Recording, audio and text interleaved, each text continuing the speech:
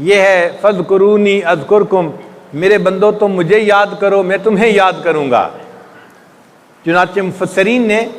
اس کی بڑی تفصیل لکھی ہے، فرماتے ہیں فذکرونی بالشوق والمحبہ، اے میرے بندے تو شوق اور محبت کے ذریعے سے مجھے یاد کرنا، اذکرکم بالوصل والقربہ، اور میں وصل اور قربت عطا کرتے ہوئے تمہیں یاد کروں گا۔ فرمایا فذکرونی بالتسلیم والرضا، اے میرے بندے تو تسلیم اور رضا کے ذریعے سے مجھے یاد کرنا، اذکرکم بحسن القدر و لطف القضاء، میں اچھی تقدیر کے ذریعے سے اور اچھے فیصلوں کے ذریعے سے تمہیں یاد کروں گا۔ فذکرونی علی ظہر الارض، اے میرے بندے تو زمین کی پشت کے اوپر مجھے یاد کرنا، اذکرکم فی بطنہا، جب تم قبر میں جاؤ گے میں اس وقت تمہیں یاد کروں گا۔ پھر فرمایا فذکرونی فی الدنیا، اے میرے بندے تو دنیا میں مجھے یاد کرنا، اذکرکم فی العقبہ، جب تم آخرت میں آؤ گے میں وہاں تمہیں یاد کروں گا اور تمہارے لیے خیر کے فیصلے فرما دوں گا۔ فرمایا اے میرے بندے فذکرونی بالشکر، تم شکر کے ذریعے سے مجھے یاد کرنا، اذکرکم بالزیادہ، تو میں زیادتی رزق میں عطا کر کے تمہیں یاد کروں گا، تمہارے اجر میں تمہارے اعمال میں رزق میں برکتیں عطا کر کے تمہیں یاد کروں گا۔ پھر فرمایا فذکرونی بالتوحید والایمان، اے میرے بندو تم توحید اور ایمان کے ذریعے سے مجھے یاد کرنا، اذکرکم بالدرجات فی الجنان، میں جنت کے درجے بلند کرتے ہوئے تمہیں یاد کروں گا۔ فرمایا فذکرونی بالقلب، اے میرے بندو تم دل کے ذریعے مجھے یاد کرنا، اذکرکم بکشف الحجب، میں حجابات پردے ہٹانے کے وقت تمہیں یاد کروں گا، یعنی جب تم میرے سامنے پیش ہوگے تو میں اپنے پردے اپنے سامنے سے ہٹا دوں گا۔ پھر فرمایا فذکرونی بالطاعات، اے میرے بندو تم اطاعت کے ذریعے سے مجھے یاد کرنا، اذکرکم بالمعافات، میں معافات کے ذریعے سے تمہیں یاد کروں گا، درگزر کر دوں گا، تمہارے گناہوں سے معاف کر دوں گا۔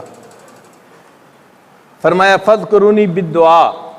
اے میرے بندو تم دعا کے ذریعے سے مجھے یاد کرنا، اذکرکم بالعطا، میں عطا کے ذریعے سے تمہیں یاد کروں گا۔ فذکرونی فی النعمت والرخاء، تم نعمت کے اور سہولت کے وقت میں مجھے یاد کرنا، اذکرکم فی الشدۃ والبلاء، میں شدت اور بلا کے وقت میں تمہیں یاد کروں گا۔ فذکرونی بقطع العلائق، تم اپنے ما سوا سے تعلق کو توڑتے ہوئے مجھے یاد کرنا، اذکرکم بنعت الحقائق، اور میں حقائق کی یعنی نعت کے وقت تمہیں یاد کروں گا، تمہاری زبان سے حقیقتوں کو جاری کر دوں گا۔ فذکرونی بالموافقات، تم موافقات کے ذریعے سے مجھے یاد کرنا، اذکرکم بالکرامات، میں کرامات کے ذریعے سے تمہیں یاد کروں گا۔ اور فرمایا کہ فذکرونی بالسؤال، اے میرے بندے تم سوال کرنے کے ذریعے سے مجھے یاد کرنا،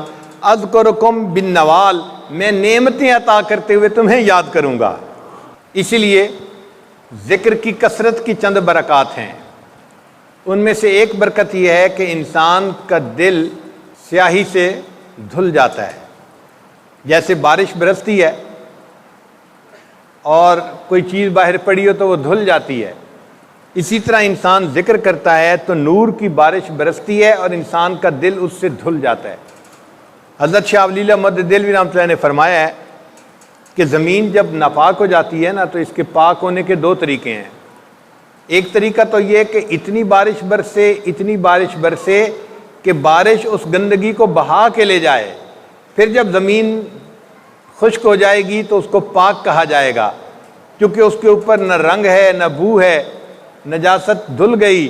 چلی گئی، اب وہ زمین پاک ہو گئی۔ اور فرماتے ہیں کہ دوسرا طریقہ یہ ہے کہ اگر زمین کے اوپر نجاست پڑی ہے مگر دھوپ پڑے، سورج کی روشنی پڑے اور اتنی دھوپ پڑے کہ دھوپ اس نجاست کو جلا کے رکھ دے، اس کے نام و نشان کو مٹا دے، پھر جو زمین بچے گی اس کو بھی پاک کہا جائے گا۔ اسی طرح انسان کا دل زمین کی مانند ہے اور اس کے پاک ہونے کے بھی دو طریقے ہیں۔ ایک تو یہ کہ انسان اتنا کثرت سے ذکر کرے کہ ذکر کی وجہ سے اللہ کی رحمت کی بارش برسے اور وہ گناہوں کی نجاست کو دھو کے رکھ دے، پھر انسان کا دل پاک ہو جائے گا۔ اور دوسرا طریقہ یہ ہے کہ انسان اپنے شیخ کی صحبت میں وقت گزارے۔ شیخ کا قلب سورج کی مانند ہے، جس طرح سورج شعاعیں ڈالتا ہے اور گرمی پہنچاتا ہے، شیخ کا قلب بھی انسان کے دل کے اوپر انوارات کو پہنچاتا ہے، اور یہ انوارات اس کے قلب کی ظلمت کو مٹا دیتے ہیں، حتیٰ کہ دل بالکل پاک اور صاف ہو جاتا ہے۔